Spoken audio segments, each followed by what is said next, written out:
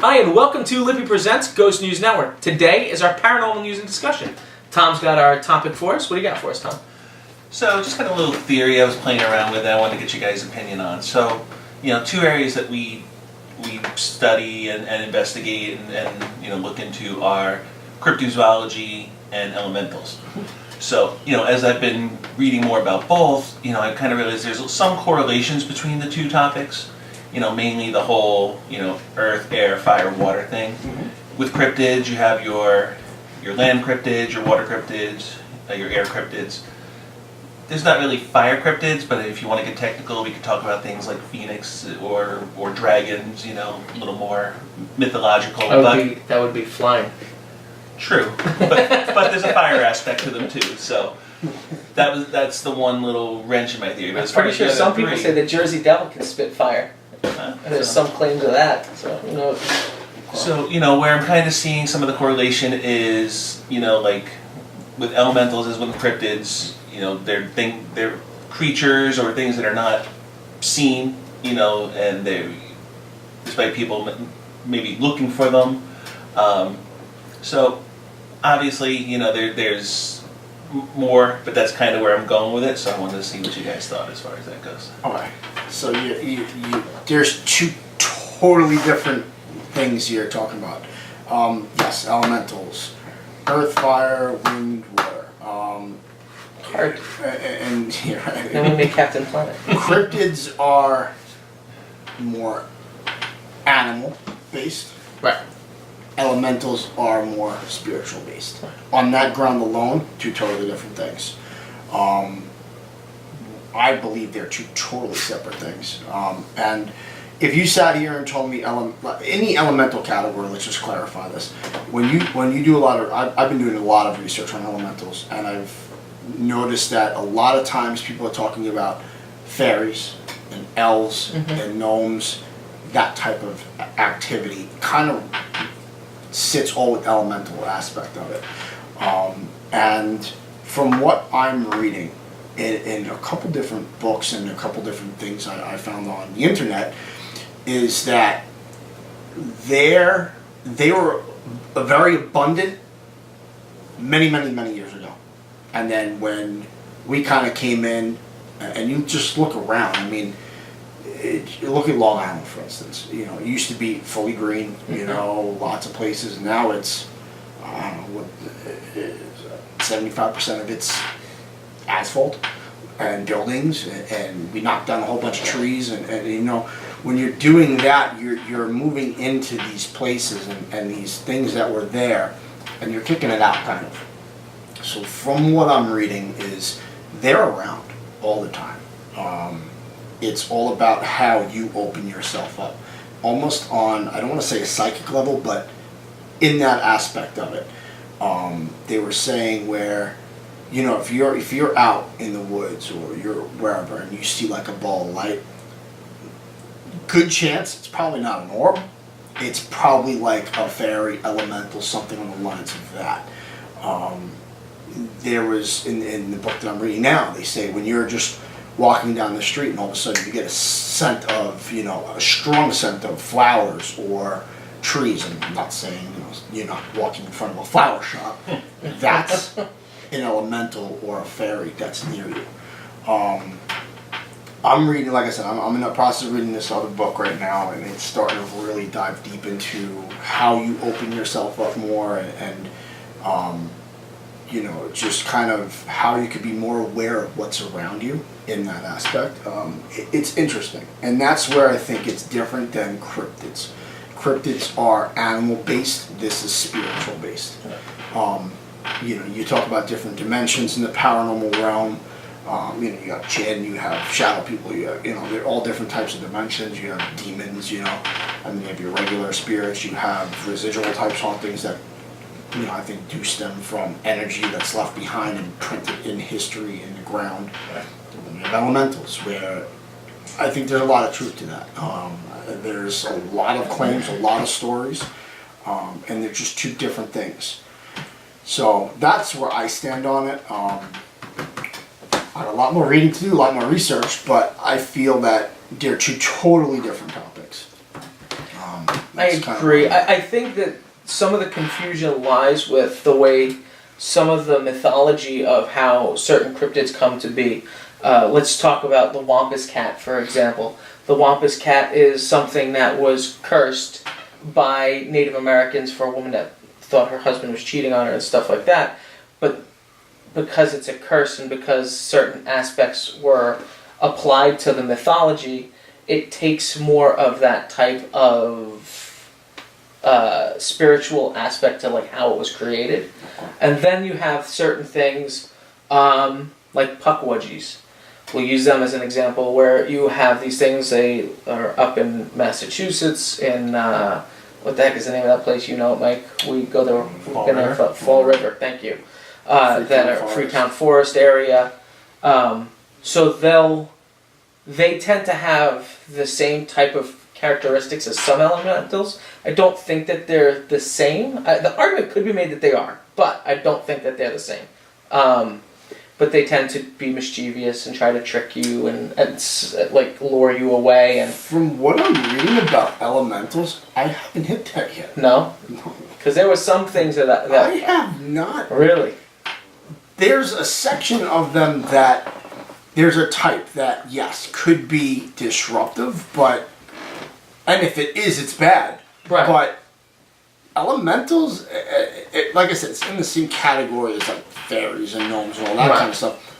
I have not seen a lot of negative, despite the fact what everyone's told. Right. I just haven't read it yet. I don't know if I'm just not deep enough in the books yet, but.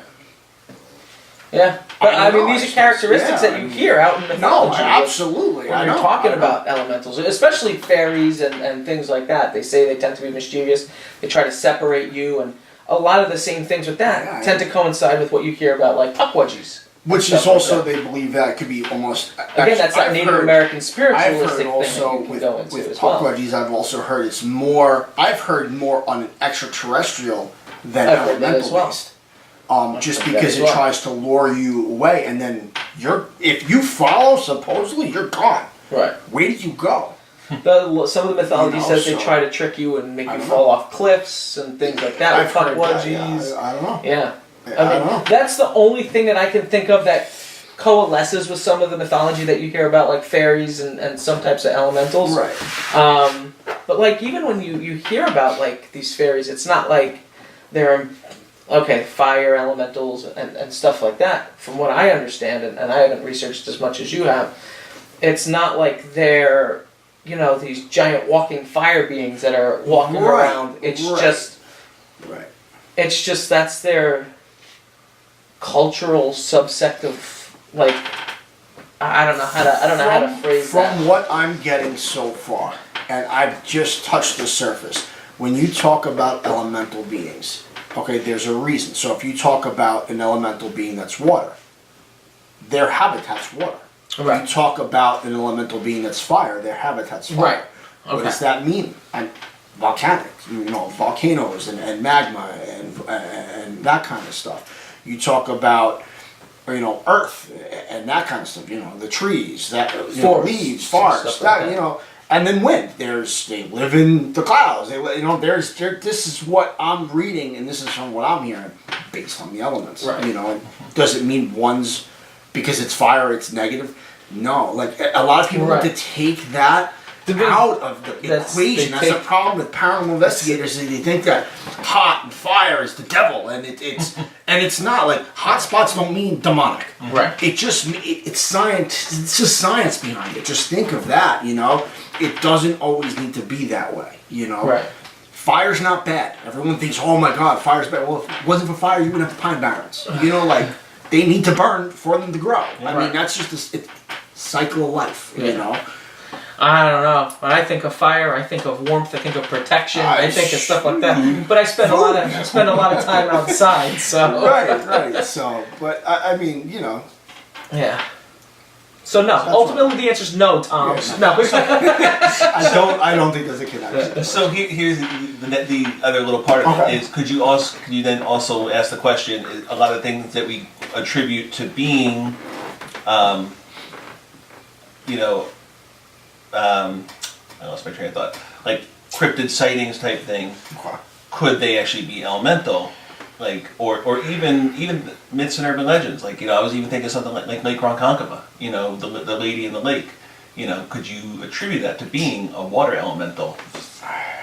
I wouldn't think so. I think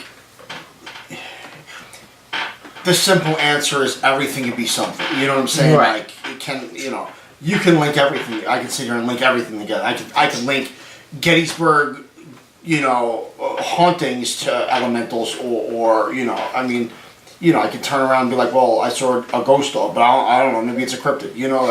Right. You can sit here and go run circles. It's all day. semantics at that point. I think that, like, the lady of the lake, I don't think it's elemental at all. I've investigated that lake. I personally don't believe that at all. And I think there wasn't Indian princess. There's a lot of truth to those stories. Right. I personally don't believe that. When you talk about cryptids, like, if you sit here and tell me, like, Loch Ness Monsters is an elemental, no. Absolutely not. Once again, you have a physical, cryptozoology is a physical being. Right. Bigfoot. It's an animal that we have not yet discovered right. yet. That's right. what cryptozoology is. Colossal squid is the perfect example. I would say you also need to be aware if you're investigating and you're thinking about fairies and stuff like that. Will-o'-the-wisp. Will-o'-the-wisp's gaseous airs that's a natural phenomenon. Mm-hmm. We can prove them scientifically, and some people will see something like a will-o'-the-wisp and think, oh, this might be something, paranormal. Could be fairies, could be something elemental based. Yep. And they're different colors too. Oh, it's yeah, white, they'll change blue, colors. Red, orange, yeah. gases now, are different colors. Now, I'll say this. I will say this in defense of fairies and stuff like that.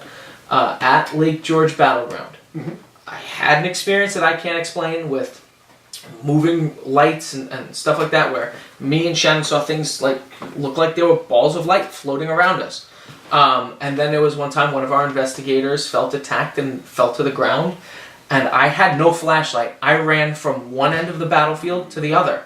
And I saw this light guiding me to where he was. It literally guided me. I thought it was Mike's flashlight. Because Mike was ahead of me. Right. But apparently I ran so fast because I heard one of our teammates was down. I ran way past you. Yeah, because I was in the woods. You ran down the pathway. Right. I came out. Right. I ran past you. I thought it was Mike's flashlight like this. Like from behind. Like he was holding it. And I thought I was following his flashlight, and then all of a sudden I come up and there's a body on the floor in front of me, like where the light stopped. And it was our investigator and a couple of our other members. And I mean, I don't think that was a will-o'-the-wisp. I do feel like something guided me there because... Which would make sense. I mean, realistically, when you think about... And that's in the forest, it's in the woods, it's... So, right. Why would it be? And it's not the first time we've seen weird things floating in the air around there. There's no reason for it to be negative, especially when we go there. We're not disrespectful. We're not there. We're not causing havoc. Majority of times we're staying on the pathways. We're not like just tramping the forest, kicking shit around, So I don't know. I don't know. There's unexplainable things. So this is why we investigate to see and see if there's any truth to this kind of stuff. Right. Do I think elementals exist? Was I seeing an elemental? Was I seeing a fairy guide me, or was I seeing somebody's guardian angel leading me to them to help them out? Who's to say what the right answer is? Right.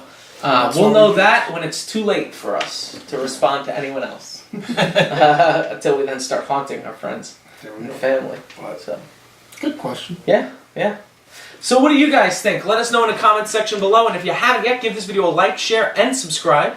And you can also follow all of our content by clicking the little notification bell to know when all of our stuff is uploaded to YouTube. So thank you guys very much for joining us on this latest edition of Ghost News Network, and until next time, take care guys.